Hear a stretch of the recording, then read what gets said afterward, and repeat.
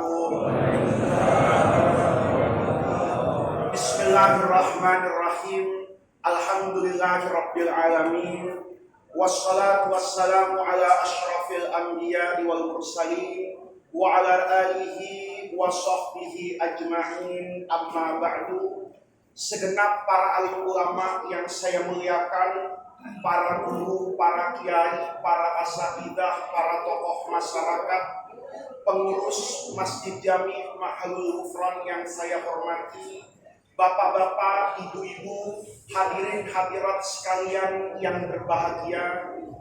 Alhamdulillah, di waktu yang baik ini, waktu yang didoakan oleh Rasulullah Sallallahu Alaihi Wasallam, Allahumma barik li ummati fi bukuriha, bahwa waktu di antara sekian banyak waktu yang mengandung keberkahan itu adalah pagi hari. Maka alhamdulillah saya yang biasanya habis subuh tidur karena ada undangan dapat barokah. Kalau berkatnya urusan Kiai Kuroy, ya. Kalau barokahnya itu kata Rasulullah di pagi hari itu, Allahumma barik li ummati fi bukuriha. Alhamdulillah sudah waktunya didoakan oleh Rasulullah. Kitanya juga melakukan kegiatan yang penuh dengan kebaikan dan penuh dengan keberkahan.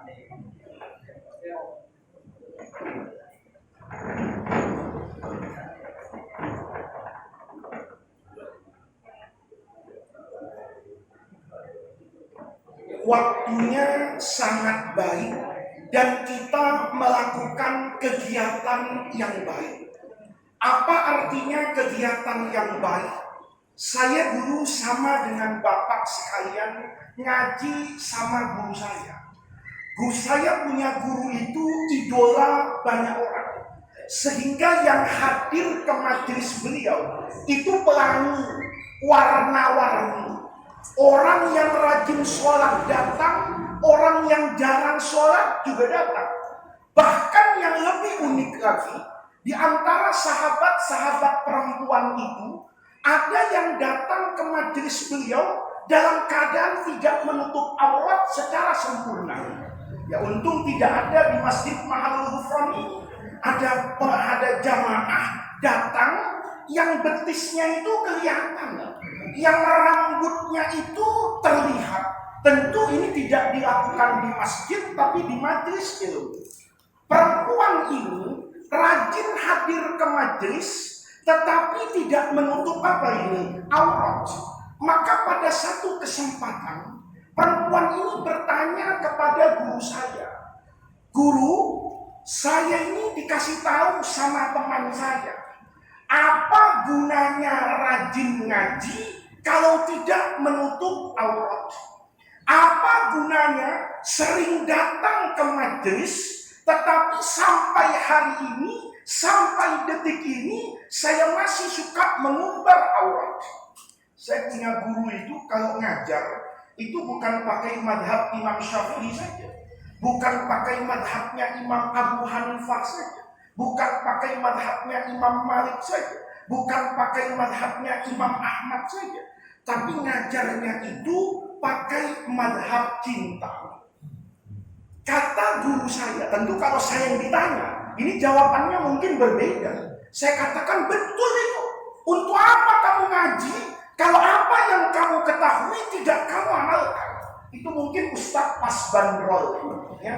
Ustadz yang masih baru ngajar setahun 2 tahun, semangatnya kadang-kadang melampaui ilmunya, pengetahuannya kadang-kadang melampaui kebijakannya. Tapi guru saya yang sudah sepuh ini dengan tenang sambil tersenyum mengatakan, "Oh tidak begitu saudaraku. Kalaupun kamu belum menutup aurat, teruslah hadir ke majelis ini."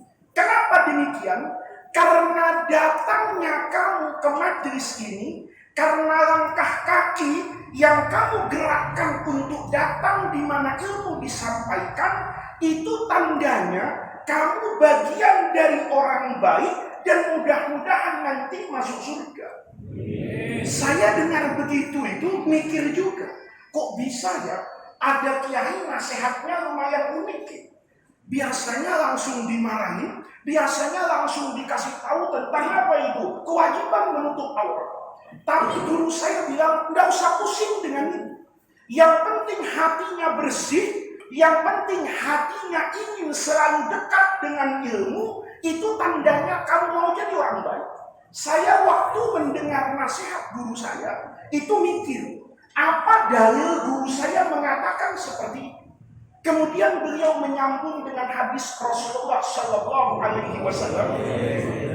Nabi bersabda, "Man salaka thariqan yaltamisu fihi ilman, sahalallahu lahu bihi thariqan ilal jannah." Man ini kalau kata kiai kan isim nakirah. Dia yastaghriq semua yang termasuk dalam man. Siapa orang, laki, perempuan, ya, pintar, bodoh, soleh, tidak soleh, orang Indonesia, orang Arab, pilpres kemarin milih 01, 02 itu sama ada di dalam man.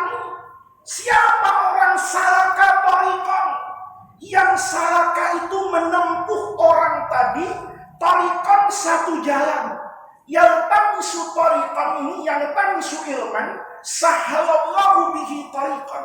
Kalau dia jalan dari rumahnya ke masjid ini, dia niatnya cuma satu, yaltamisu fihi ilman.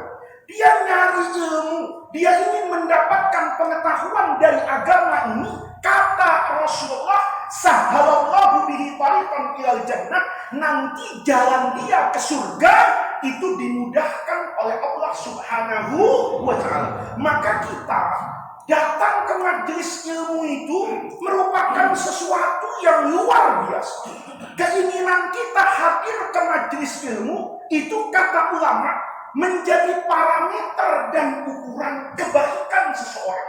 Semakin besar keinginannya untuk datang ke majelis ilmu, berarti semakin besar kemungkinan orang ini menjadi orang yang baik. Ini penting sekali bapak-bapak untuk saya sampaikan, agar kita itu semangat dalam mencari ilmu. Karena dengan adanya ilmu, orang nanti mampu beragama secara benar. Kalau orang tidak menggunakan ilmunya, maka nanti boleh jadi cara beragamanya menjadi tidak benar, atau cara beragamanya menjadi kaku dan mengaburkan orang dari agama. Satu contoh, guru saya yang bilang tadi, kamu nggak menutup aurat jangan terlalu difikirkan. Yang penting datang ke majelis. Kenapa? Karena boleh jadi hidayah Allah itu kan nggak pernah tahu kapan datang. Ada orang yang setiap hari minta hidayah, hidayah tidak datang kepada dia. Siapa contohnya? Orang yang ke masjid nakal. Kunutnya mantap betul tadi. Allahumma hdina fiman hadait. Amin. Keluar tukar sendal. Dia habis minta apa ini? Hidayah tadi. Allahumma hdina fiman hadait. Dia minta hidayah. Tapi ternyata hidayah tidak datang sama dia. Lisannya minta hidayah, tapi kelakuannya jauh dari hidayah. Ada orang yang tidak pernah minta hidayah, hidayah datang seketika itu. Siapa contohnya? Sayyidina Umar. Sayyidina Umar itu orang yang paling serius mau bunuh Nabi. Abu Jahal, Abu Lahab, itu cuma lisannya yang menentang Rasulullah. Abu Jahal, Abu Lahab, itu cuma menyakiti Rasulullah dengan apanya itu, lisannya. Tapi Sayyidina Umar pada satu masa itu sampai pada kesimpulan, ini kalau hidup di Mekah mau tenang, yang harus saya bunuh ini Muhammad. Saya tidak tahu apa agama Quraisy yang benar, apa agama Muhammad yang benar. Tapi saya tahu semenjak Muhammad mengaku menjadi utusan Tuhannya, di Mekah ini terjadi perselisihan. Bapak berantem sama anaknya karena Tuhan, suami berantem dengan istri karena keyakinan, anak beradu dengan cucu beradu dengan kakek karena persoalan identitas keagamaan. Ini yang salah sudah. Saya tidak bicara siapa yang benar, siapa yang salah, tapi yang cari gara-gara Muhammad. Apa yang terjadi Bapak-bapak? Kharaja min baitihi dalam sirah nabawiyah. Sayyidina Umar itu keluar dari rumahnya. Itu sudah mutawahisan saifahu. Pedangnya itu sudah diapakan itu? Dikeluarkan dari sarungnya. Kalau masih ada di sarungnya, itu kan belum tentu akan dia gunakan. Tapi kalau sudah dia lepaskan, maka Sayyidina Umar itu keluar serius niatnya untuk bunuh Rasulullah. Tapi lihat Bapak, orang yang berniat membunuh Rasulullah sekarang dimakamkan di samping makamnya Rasulullah. Kalau kita ingin tahu kedudukan Sayyidina Umar, lihat saja posisi makamnya. Orang yang berniat serius membunuh Rasulullah sekarang itu ada di sampingnya Rasulullah. Kenapa? Hidayah itu tidak tahu kita bagaimana cara datang. Sayyidina Umar, hidayah itu kan sederhana saja. Begitu dia keluar dari rumahnya, ingin membunuh Rasulullah, bertemu dengan salah seorang wanita yang masih katamat Islam, yang dia masih menyembunyikan Islamnya. Dia lihat mukanya Umar keluar dengan penuh kemarahan, maka dia tanya, "Ila aina anta dzahibun ya Ibnul Khattab?" Kamu mau kemana, Umar? Kata Umar, "Saya mau cari Muhammad, mau saya bunuh sekarang dan hilang sudah keresahan yang ada di kota Mekah." Kata perempuan tadi, "Wah, bahaya ini. Serius ini mau bunuh siapa ini? Nabi."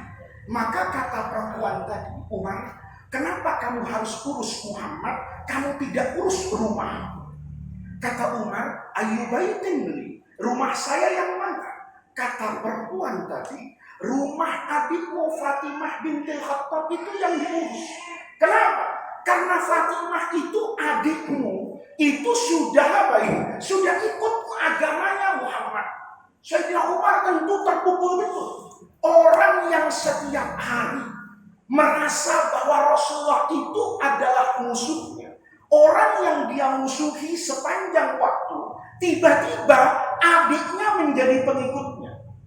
Ini kan kalau pilpres bisa ribut ya, suaminya dukung Prabowo, istrinya bela Jokowi, kan begitu kan?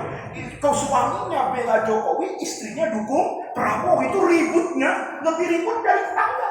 Kenapa? Karena urusannya di dalam apa ini? Rumah sendiri. Kata perempuan tadi, "Untuk apa kamu urus orang lain? Untuk apa kamu urus Muhammad? Kenapa enggak urus rumahmu sendiri?" Kata Umar, "Rumah saya mah Fatimah itu sudah masuk apa ini? Islam." Maka Sayyidina Umar belok, Pak. Nggak jadi mencari Rasulullah di rumahnya Arqam bin Abi Arqam, belok dia. Balik lagi ke perkampungan Bani Adi, rumahnya Umar. Dia gedor pintu siapa ini? Rumah adiknya. Bayangin. Adiknya digedor. Ini Fatimah binti Khattab itu sedang ngaji subuh kayaknya, ya kan? Ngaji subuh dengan sahabat Nabi namanya Khabbab ibn Arad. Lagi ngaji memperdalam Islam, itu dalam banyak riwayat baca surah Toha. Lagi ngaji surah Toha, pintu rumah digedor. Maka dilihat siapa yang gedor, diintip Umar. Ini ustaz langsung ngumpet masuk lemari. Kenapa? Kata Khabbab, "Aku nggak seberapa mati." Kenapa? Karena yang datang adalah Sayyidina siapa ini? Umar yang masuk ke dalam lemari, dibuka pintu sama Fatimah. Sayyidina Umar itu merangsak masuk, kemudian memaki-maki Fatimah dengan suaminya. Singkat cerita, kata Umar, "Ini pasti gara-gara kamu." Dia tunjuk iparnya, suaminya, adiknya itu. Kata Sayyidina Umar, "Dulu adik saya itu baik kok. Gara-gara nikah dengan kamu jadi ikut sesat, ikut ajarannya Muhammad." Maka Sayyidina Umar itu ingin nabok siapa ini? Ingin nabok suaminya Fatimah. Tetapi Fatimah ini istri yang luar biasa. Begitu tangan Sayyidina Umar mau melayang, menghujat ke muka suaminya, Fatimah itu bergerak menjadi perisai untuk membela suaminya, tapi Sayyidina Umar sudah tidak lagi mampu menahan tangannya, maka tangan Sayyidina Umar itu menghujat keras mengenai pipi dan mulut adiknya, fasala min huddam, maka keluar apa ini? Darah. Lihat, orang itu bisa dapat hidayah itu karena kesedihan. Orang itu bisa dapat hidayah karena marah-marah. Orang itu bisa dapat hidayah karena melihat keindahan, tapi orang itu juga bisa dapat hidayah karena melihat keburukan. Begitu ditampar, darah keluar, aneh. Sayyidina Umar yang perkasa dan tegaan itu, tiba-tiba pokok buhu. Hatinya itu jadi apa ini? Nyesel. Kita kan sering begitu kan, habis ngomelin bini, pusing sendiri, habis ngomelin bini, pusing sendiri, biasa orang itu. Amarah ditumpahkan, nanti mikirnya setelah ini marah. Itu yang terjadi pada Sayyidina Umar. Begitu dia luapkan kemarahannya, hatinya sendiri yang menjadi kaget. Ya subhanallah, kalau orang Islam bilang, cuman gara-gara ini adik saya apa ini sampai keluar apa ini darah. Maka kata Umar, maaf ya Adinda, saya mungkin terlalu keras, saya lepas kontrol. Fatimahnya bukan melemah, malah menjadi perempuan yang apa ini? Yang kuat. Kata Fatimah, pukul saya lagi. Memang pukulanmu itu sakit kan? Enggak, saya tuh nikmat digebukin. Orang kalau cinta, itu biar disakitin nikmat. Orang kalau cinta, biar disakitin, itu nikmat. Karena cinta itu tidak pakai akal, cinta itu pakai rasa. Maka kalau orang sudah cinta, itu biasanya logika dan jalan hidupnya berbeda. Saya dulu punya teman nikah, cerita singkat saja supaya orang paham. Kok bisa ya orang yang kayak begitu bisa berubah menjadi Islam? Orang dulu disakiti karena keyakinannya itu tidak bergeming sekali sedikit pun. Sayyidina Bilal disiksa sama Umayyah, itu cuma keluar kata ahadun ahad, tidak ada rasa apa itu sakitnya. Karena yang berbicara itu bukan logika akal, tapi adalah apa ini rasa. Saya punya teman nikah sama istrinya. Habis nikah malam pertama pagi bangun, istrinya itu ingin menyediakan kopi. Tetapi karena ini baru nikah, istrinya juga jarang-jarang ke dapur, maka lupa alias grogi. Mestinya kopi itu dikasih gula, dia masukkan garam. Kopi ini dimasukkan apa ini? Garam. Disedot, diaduk atas nama cinta. Cangkirnya bagus, kopinya bagus, yang menyediakan perempuannya wangi, namanya pengantin baru. Habis malam pertama, kalau setelah malam kedua lain lagi ceritanya. Ini habis malam pertama, luar biasa. Disediakan kopi, suaminya ayo abang kita sarapan. Suaminya minum kopi, loncat Pak. Kenapa? Karena asiknya luar biasa. Istrinya melihat suaminya loncat, itu kagetnya luar biasa. Ada apa dengan kopi saya? Tapi rupanya suaminya ini alumni pesantren, sering ngaji sama Kiai Marhusin. Tahu kalau bohong itu dosa, tapi ada bohong yang dapat pahala, kalau jujur malah dosa. Bohong dapat pahala, kalau jujur dosa. Apa contohnya kata Rasulullah di Musnad Imam Ahmad itu? Contohnya omongan suami bohong kepada istrinya dan bohongnya istri kepada suami dapat pahala. Tapi mohon dengarkan pengajian saya sampai akhir. Penyakit orang sekarang ngaji sebentar pulang, ngaji di tengah-tengah pulang, ngaji belum hatam berfatwa, itu penyakit. Berapa banyak orang yang salah memahami agama karena ngajinya nggak hatam. Ngaji Riyadhus Shalihin baru sampai bab sidqi. Alaikum bisidqi, kamu harus jadi orang jujur. Fa inna sidqa yahdi ilal bir, karena jujur itu pasti baik dan baik itu mesti ke surga. Ngajinya sampai situ. Begitu sampai situ tertanam. Oh ya, perintah Nabi jujur. Salat jenazah. Begitu salat jenazah, selesai sholat, selesai semuanya, imam bilang ishadu bi annahu min ahlil khair. Semua orang bilang khair. Kebetulan dia tahu ini copet kita mana. Ini copet di tanah abang. Wah, ini kok semuanya bilang khair? Saya tahu kalau ini bukan min ahli khair, ini copet. Interupsi dia. Kalau di MPR nggak apa-apa. Kalau di DPR boleh interupsi. Di masjid interupsi. Maaf imam, dia bukan min ahli khair, dia min ahli copet. Coba lihat, ini agama, dalilnya benar nggak? Benar. Tapi penggunaan dalilnya yang salah. Sabda nabinya benar, tapi meletakkan sabda nabi itu pada tempat yang salah. Kenapa orang suka begitu sekarang? Karena ngajinya belum hatam. Ngajinya kurang malam, kopinya tidak pahit, sebelum pengajian selesai pulang duluan. Ini yang jadi penyakit hari ini. Jadi jangan sampai nanti bapak sekarang langsung pulang, oh ternyata bohongin bini itu wajib. Kata bininya, oh ternyata bohongin suami itu apa itu? Berpahala, tunggu dulu. Bohongnya suami kepada istri itu mendapatkan pahala kalau jujur dosa, tapi contohnya dengerin ceramah saja. Apa kata Rasulullah? Bapak tahu kan? Kalau perempuan itu paling sakit kalau dicela apanya itu? Masakan. Kalau perempuan masak capek-capek terus bapak katakan masakan ini nggak enak, itu perempuan sakit hatinya luar biasa. Maka Pak, kalau orang itu ngaji, kayak saya bilang tadi, mansalaka thariqan, itu kalau nanti pakai rasa hubungan suami istri, kemudian rasa itu dikasih dalil agama, rumah tangganya jadi indah. Dia tahu kalau perempuan itu sakit dimaki-maki apa aja masakan. Maka ketika masakan nggak enak, suaminya kaget, tapi yang keluar dari mulutnya bohong. Saya misalnya habis capek-capek ceramah pulang dikasih sop. Sopnya ini rasanya nano-nano. Pahitnya ada, pedesnya banyak, asinnya nggak kurang. Kan begitu. Begitu saya makan, saya kaget banget. Saya bukan orang yang pintar bersandiwara.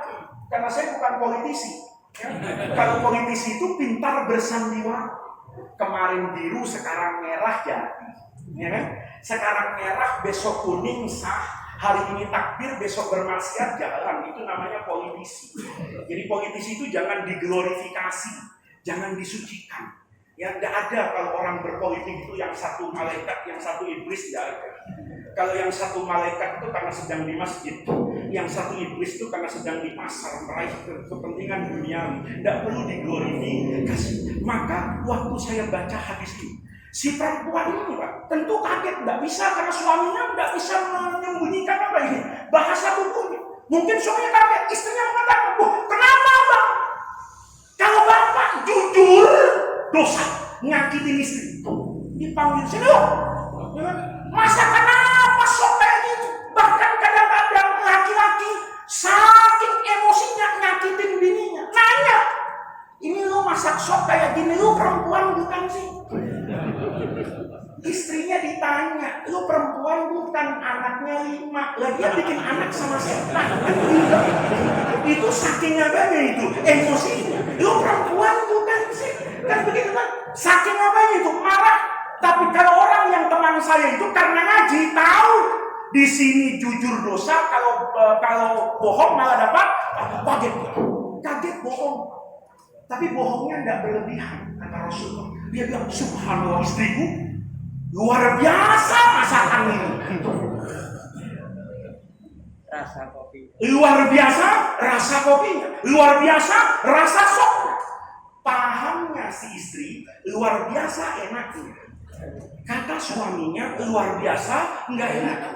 Ngomong lagi suaminya, saya ini sudah wisata kuliner dari Sabang sampai Merauke, dari Miangas sampai Pulau Rote. Se-NKRI itu saya sudah pernah makan, nggak pernah ada makanan kayak begini.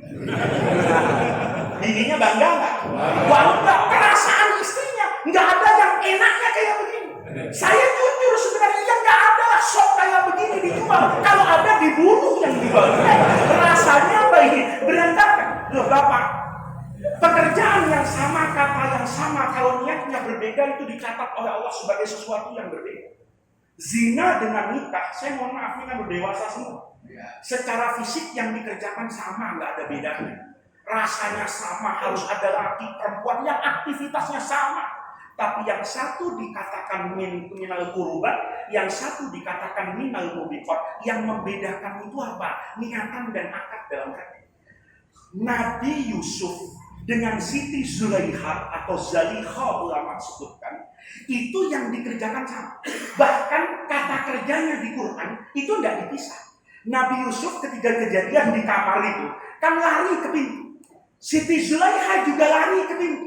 Pekerjaannya tidak dipisah loh sama Allah. Pekerjaannya, fiilnya itu dikasih alif tasniyah saja. Fastabaqo al-baba. Yang dikerjakan sama, tujuannya sama. Tapi dalam pandangan agama, yang dikerjakan Nabi Yusuf itu baik, yang dikerjakan Zulaikha tidak baik. Sekalipun larinya sama, sekalipun tujuannya sama.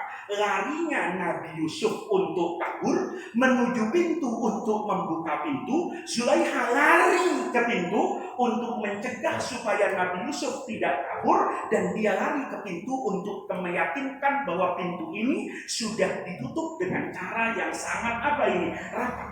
Jadi ketika kita bicara kayak begitu pakai rasa, itu nggak ada dustanya. Istrinya tentu bangganya luar biasa. Kalau Anda kuat, habisin makanan istrinya. Niatnya apa? Jauh. Niatnya apa? Obat. Orang kalau sakit minum obat sembuh nggak? Sembuh. Kalau bapak nih kuat, ya, lidahnya udah wisata kuliner, makan apa aja bisa, ya, makan goreng ayo, jengkol mentah juga digado, kan gitu kan, wah apa aja masuk ke perutnya. Kalau kuat nggak apa-apa, bapak tinggal apa ini? Habisin. Istrinya senang, rumah tangganya sakinah, mawaddah, warahmah. Kalau nggak kuat tinggal bohong, bilang sama bininya, subhanallah, saya belum pernah lihat sop rasanya kayak begini. Kan nggak bohong kok. Nggak pernah. Saya masuk di sepanjang warung, dari warung Silah sampai Ciganjur, mana-mana ada sop begini nggak ada. Nggak ada, nggak enaknya kan begitu kan? Tapi sayang betul istriku. Saya tadi ketemu Kiai Kuroy. Ini tetangga dekat tapi ketemunya jarang-jarang. Saya dengan Kiai Kuroy ini dekat sekali. Tapi beliau ini kiai yang sibuk. Jadi jarang sekali ketemu. Sekali ketemu saking gilanya, saya ditraktir nih istriku sama Kiai Kuroy. Saya tadi dipaksa makan di warung suruh nambah. Seandainya saya tahu di rumah masakannya kayak begini, berhenti sampai situ. Paham bininya, oh seandainya tahu ada masakan kayak gini, suami saya nggak mau makan sama Kiai Kuroy, pasti pulang rumah mau makan masakan saya. Saya bilangnya nggak begitu. Kalau tahu tadi di rumah masakannya kayak gini, saya minta dibungkusin juga sama Kiai Kuroy buat nanti malam. Kan begitu kan? Artinya apa di sini? Dusta apa? Tapi dustanya berapa ini? Berpahala. Kenapa berpahala? Karena niatnya menyelamatkan rumah tangga, tidak menyakiti hati istri. Sama. Istri juga begitu sama suami. Dusta kalau untuk menyenangi suami dan menyelamatkan rumah tangga dengan contoh seperti itu dapat pahala. Contohnya saya itu nggak tahu baju perempuan yang sedang model sekarang, nggak tahu. Saya tahunya kalau fa'il marfu, kalau maf'ulun bihi mansub itu saya tahu, ya. Tapi kalau baju yang bagus saya nggak tahu. Maka kemudian saya pada satu hari merasa saya ini selama ini kayaknya jarang memberikan baju istri. Biasanya cuma ngasih uang doang, suruh beli sendiri. Saya ingin kasih surprise, kejutan. Saya beli itu baju. Saya bungkus, kasih minyak wangi, kertas kado bagus banget bungkusnya. Begitu dibuka, istri saya bukan dapat surprise, Pak, terkejut beneran. Kenapa? Karena batik zaman Majapahit yang dipakai Gajah Mada dulu itu saya beli buat bini saya sekarang. Mungkin modelnya udah beda. Bapak coba aja lihat film Oma Irama tahun 70. Ya, celana sama sendalnya Oma Irama, Bapak berani pakai sekarang? Nggak berani. Kenapa? Masya Allah, celananya itu kalau untuk Idul Adha enak. Ya, kalau panitia korban mau nakal itu pakai celana zaman Oma Irama tahun 70. Itu kakinya lebar banget tuh, paha kambing masuk kan kalau ditaruh di sini. Ini tempok beda model. Istrinya kaget, ya Allah, abang. Kan begitu kan? Tapi dia tahu kalau jujur dosa, kalau bohong berpahala. Dia nanya, abang, baju yang kayak gini beli di mana Bang? Saya udah ke Tanah Abang nggak ada, Tamrin City nggak pernah lihat baju kayak gini. Abang beli di mana? Ekspresinya kayak bagus. Suaminya bilang ya kagak ada di Tanah Abang, gua beli di bawah jembatan kan. Ya tentu, tapi istrinya pura-pura baik. Saya udah cari di mana-mana nggak ada baju kayak begini. Oh, Abang beli di mana? Istrinya, suaminya seneng nggak loh? Seneng. Bininya supaya tambah seneng suaminya langsung dipakai tuh. Pakai, habis dipakai dicuci, kering, setrika, pakai. Ya, mazhabnya pakai, cuci, setrika, kering, pakai. Cuci, setrika, cuci, kering, setrika, pakai. Tiap hari dipakai. Tidur pakai itu, kondangan pakai itu, cuci pakai itu, masak pakai itu. Karena suaminya, ya subhanallah cocok bener ini. Ya, bajunya rupanya dicintai sama istri saya. Bininya lain lagi masalah niatnya. Ah, gua pakai tiap hari, cepet sobek, selesai penderitaannya. Itu namanya pakai apa itu? Rasa. Tapi ketika pakai rasa, tidak ada orang mengatakan itu dusta, masuk neraka. Oh enggak. Justru di sini pentingnya orang berilmu. Kayak teman saya tadi itu. Begitu tahu kopinya itu asin, wajib. Istrinya itu tentu grogi kan. Ada apa Bang dengan kopi? Subhanallah. Memang kita ini jodoh sejati. Ini pentingnya cari suami yang ngaji nih gitu. Ada apa-apa dalilnya keluar semua. Yang bersanad sampai Rasulullah lagi. Kata bininya, ada apa Bang kaget? Subhanallah. Memang kita itu berjodoh. Berjodoh gimana Bang? Dulu saya ngaji Sunan Abi Dawud. Waktu ngaji, saya masih ingat betul. Guru saya itu menyampaikan hadis Rasulullah Sallallahu Alaihi Wasallam. Kata Nabi, al-arwahu junudun mujannadah. Ruh manusia, itu kan intinya manusia. Manusia itu disebut manusia karena dia punya jiwa, punya ruh. Kalau nggak punya ruh bukan manusia, namanya mayat. Ada ruhnya, nggak ada jasadnya, namanya malaikat. Kan begitu. Kita ini disebut manusia karena punya jasad, punya apa ini? Ruh. Maka kemudian, nih Bapak ya, kata Nabi, al-arwahu junudun mujannadah. Ruh sesama manusia itu kayak junudun tentara mujannadah yang baris. Ini biar gampang, Bapak kalau 17 Agustus lihat di Istana Negara, itu tentara baris sesuai dengan kesatuannya. Yang angkatan darat hijau-hijau, yang angkatan laut putih-putih, yang polisi coklat-coklat, yang angkatan udara biru-biru. Baris tuh Pak. Kalau nanti Bapak misalnya angkatan laut putih-putih masuk ke barisan yang hijau-hijau, enak nggak kira-kira? Nggak enak. Bapak upacara di istana semua pakai seragam upacara, Bapak pakai sarung. Jadi perhatian orang juga. Enak nggak baris di situ? Nggak enak. Kenapa? Karena dia nggak sama. Maka kata Nabi, ruh itu akan berkumpul dengan pasangannya. Ini kita sering nggak adil Pak. Bapak kalau ditanya, kepengen punya istri yang apa? Jawaban singkat, solihah. Tapi dianya nggak soleh. Bapak kepengen punya istri yang gimana? Oh, saya kepengen punya istri yang dermawan. Suaminya pelitnya luar biasa. Itu nggak akan sakinah, berantem tiap hari. Kenapa? Karena al-arwah tidak junudun mujannadah. Kata suaminya, kita memang berjodoh ini. Kenapa? Saya ini punya rahasia. Rahasia yang tidak ada orang yang tahu sama sekali. Apa itu Abang? Saya ini lahir di Tanjung Priuk di tepi laut. Hidup saya itu dari kecil suka betul dengan yang asin-asin. Karena saya mandi pakai air asin, makanannya juga ikan asin, maka saya setiap hari itu bergaul dengan yang asin-asin. Karena saya anak tepi laut, maka saya begitu mencintai garam. Saya minum apapun selalu pakai garam. Teh pakai garam, kopi pakai garam, sampai jus mangga pun saya kasih apa ini? Ini salahnya istrinya bukan anak pesantren. Nggak ngerti mana majas, mana hakikat. Karena nggak ngerti, dia pikir ini hakikat. Alhamdulillah Bang.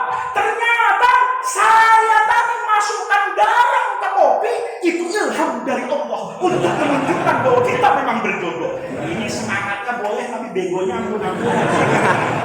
Percaya lagi, maka setiap hari suaminya minum mesti rasanya apa ini? Ya, besok pagi masak bubur kacang hijau dikasih apa ini? Ya, suaminya sabar banget. 3 bulan dipanggil bini, lo mau gua mati stroke? Karena tiap hari minum apa ini? air dengan apa ini? Ya, tapi itu namanya apa itu? Rasa. Jadi orang itu di waktunya sudah dekat ya. Ini artinya apa? Beragama itu kadang-kadang juga harus menggunakan apa ini? Rasa.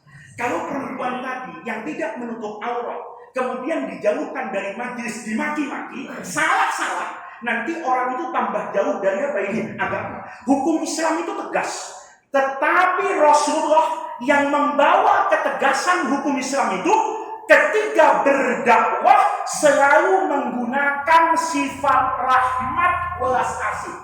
Ini sebagai penutup. Supaya kita nanti ketika berdakwah, ketika mengajak orang, ajak orang itu bukan sekedar dengan kebenaran, tapi juga dengan rasa welas asih. Bapak baca dalam hadis, ini singkat saja. Kata orang tadi, ada orang datang ke Rasulullah, langsung ngomong, halaktu ya Rasulullah, saya ini hancur Rasulullah. Kata Nabi, kenapa kamu hancur? Saya bersetubuh dengan istri saya. Ini bulan Ramadan. Ya, ini hebatnya muridnya Rasulullah. Muridnya Rasul itu nggak pernah ngomong di belakang. Ngomongnya langsung kepada siapa ini? Rasulullah. Hancur saya Rasul. Kenapa? Saya ini bersetubuh waktu bulan puasa. Nabi tentu ngasih hukumannya sesuai bandrol Quran. Nabi nanya, kamu yang punya budak untuk dimerdekakan? Mana punya ya Rasulullah, gua orang miskin, gua aja pantas jadi budak kan begitu, tidak punya. Kalau gitu kamu puasa 2 bulan mutata diani berturut-turut. Orang tadi ngomong lagi, ya Rasulullah jangan 2 bulan berturut-turut. Ini baru 15 hari itu bocor. Kata orang tadi, kalau saya kan saya tabok tuh orang. Ya kan, udah susah, belagu lagi macam-macam kan begitu. Tapi kata Rasulullah, kamu tidak bisa, ya tidak bisa Rasulullah. Ini baru hari ke-10 aja saya udah bolong, nih 1 nggak tahan sama bini saya. Gimana 2 bulan bisa copot kepala saya, kata orang tadi. Kata Nabi kalau gitu kasih makan orang miskin 60 orang. Kata orang tadi, ya Rasulullah, gimana mau ngasih makan orang? Wong saya sendiri makannya Senin Kemis. Senin puasa, Selasa makan, Rebu makan, Kemis puasa lagi. Nah itu Pak, kata guru saya rezekinya orang soleh itu. Rizqus solihina kas solihina anfus. Rezekinya orang soleh itu tidak motor setiap hari. Kalau Bapak tiap hari dapat duit banyak, itu hati-hati. Tapi kalau hari ini dapat, besok nggak dapat, ya. Tapi kata Ustaz Kurai dapat sehari cukup sebulan, kan gitu kan? Rezekinya itu kayak orang tua ada puasa. Nah, orang tadi ini bilang, ya Rasulullah gimana ngasih 60 orang? Wong saya sendiri ini susah. Kata Nabi, ini lihat Pak. Nabi itu ketika berdakwah tegas, tapi dengan syufqah. Nabi bilang, oh nggak bisa juga, ya nggak bisa Rasulullah. Saya miskin. Orang tadi nyantai aja Pak. Yang pusing Rasulullah. Kata Nabi, wah ini masuk neraka nih orang. Kenapa? Hukumannya nggak bisa dia kerjakan. Budak nggak punya, puasa 2 bulan nggak mampu, ngasih makan orang miskin, dia juga miskin. Maka Nabi pusing.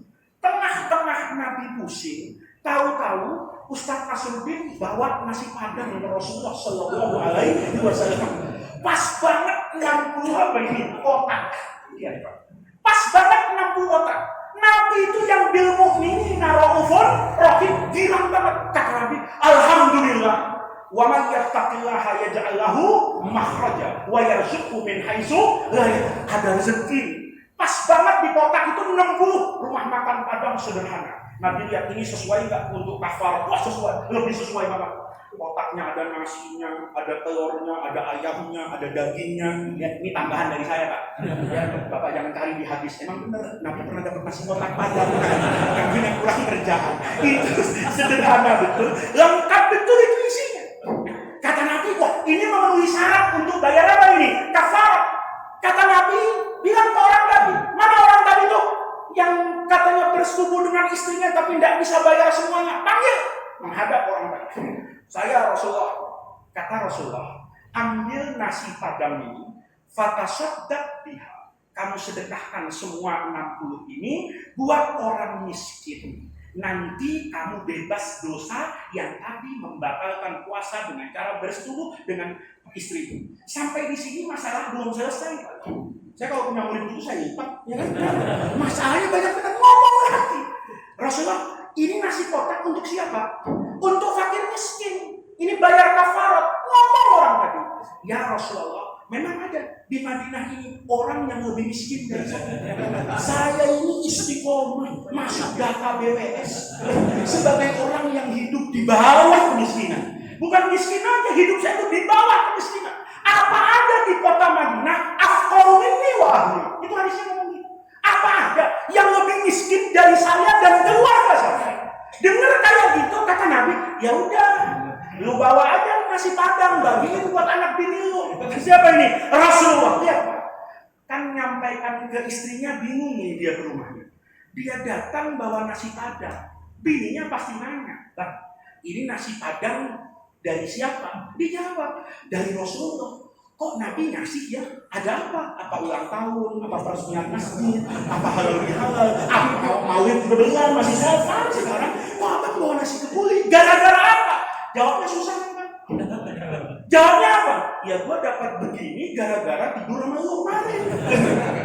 Logikanya, dia dapat rezeki bukan dengan cara yang baik, karena dia mendapatkan itu sebenarnya karena dia melakukan pelanggaran agama. Tapi lihat Rasulullah Shallallahu Alaihi Wasallam, bahkan orang yang kena hukuman sekalipun, hukum itu ditegakkan dengan penuh apa ini? Rahmat. Maka ini pentingnya kita ngaji dalam beragama nanti, bukan saja benar tapi juga bijaksana. Tidak melihat satu sisi, tetapi melihat sisi yang lain yang lebih sempurna. Mudah-mudahan Allah jadikan jam'ana hada jam'an marhumah wa tafarruqana min ba'dihi tafarruqan ma'suma. Mudah-mudahan hadirnya kita di majelis yang baik ini menjadi wasilah dan tawassul kita untuk mendapatkan khairat dunia wal akhirah. Rabbana atina min ladunka rahmah wa hayyi lana min amrina rasyada. Allahumma la tahrimna khaira ma indaka li syarri ma indana. Kurang lebihnya saya mohon maaf. Assalamualaikum warahmatullahi wabarakatuh.